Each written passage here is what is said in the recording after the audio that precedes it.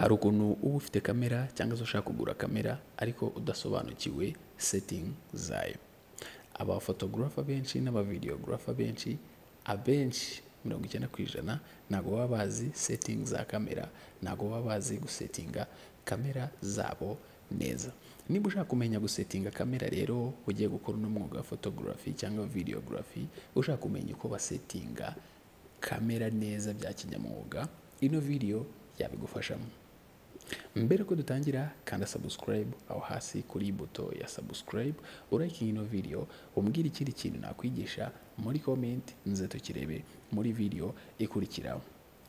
Ibi ngibi ni amasomo y'ingenzi utasanga handi, ni amasomo aba ari ay'agaciro, ushobora no kugura amafaranga menshi utasanga ku wundi muyoboro wari wose wiboneye atari kuri IT Panda.